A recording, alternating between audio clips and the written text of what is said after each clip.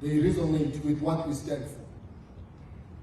It's a small political party, but it is represented in Parliament, but it always makes a voice about us as Contralesa. Therefore, we felt it is important that indeed we must invite them and make them part of our journey as we move forward. It gives me a great pleasure, therefore, to invite the President of the African Transformation Movement, ATM, Mr. Zungula, to come forward and address this conference. Let's welcome him with a big round of applause.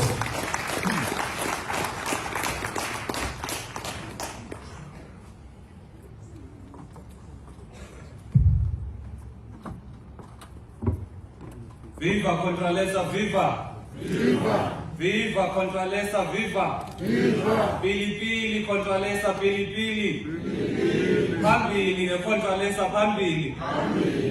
Ma ndithathe elithuba and greet the leadership of Contralesa, the President, Khoshi Mukwena, Deputy President and all NEC, and greet the most important institution in our country, which is the institution of traditional leadership. First and foremost, I want to extend my our greatest apology for our spiritual father, Professor Sizanongunga. He was the one that was scheduled to address this conference on behalf of the ATM, because as the ATM in our formation, we decided that we must not be a party like other parties. We must have a party, we must be a party emiliselwe ebazali. That is why we've got a council of elders, equoka inkosi, equoka religious leaders, so that we may be guided in our work as the politicians. Because we believe that the reason why our country is in this mess, it is because even the leaders lack leadership themselves. That is why we decided that our leadership must be influenced by Inkosi Zethu. He was supposed to be here, but unfortunately, due to the flight situation in Namtata, he could not make it. He gave me a message of saying, the first and foremost thing is that let us wish Contralesa a very, very successful unifying conference. A conference that will make Contralesa to be more united, to be more stronger, so that it may advocate zonke izinto for the institution of traditional leadership. He also said I will need to pass on a few messages, which is the things that we as a party are thinking of. The first one was the issue of rural development, where he said, in our view as the ATM, we view rural development as something that must be under the custodianship and administration of traditional leadership. Because awufika pha ezilalini, abantu ngabantu benkosi. Therefore, you cannot have a situation whereby inkosi emhlabeni wayo ayinalo ilizwi lokuba mayidevelop njani umhlaba wayo. That is why as the ATM we believe ukuba the institution of traditional leadership is key when it comes to rural development. In other words, the budget of rural development should be under the hands of the kings and the chiefs in the respective areas.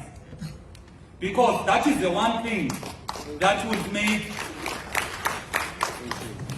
the traditional leadership to have a more meaningful role instead of the ceremonial role that this government has given our kings. Because our kings are now ceremonial. They will be invited in the gatherings of the municipalities. They will sometimes not be invited when it's not convenient. In their land, uzoba khona oceba, uzoba khona omeya, uzoba khona o-NMC that will decide what must happen in their land. That is why Tina, as the ATM, we are not in agreement. We think that what is important is that let us restore the institution of traditional leadership. Because the institution of traditional leadership, under democracy, the kings and the chiefs have been made subjects in democracy.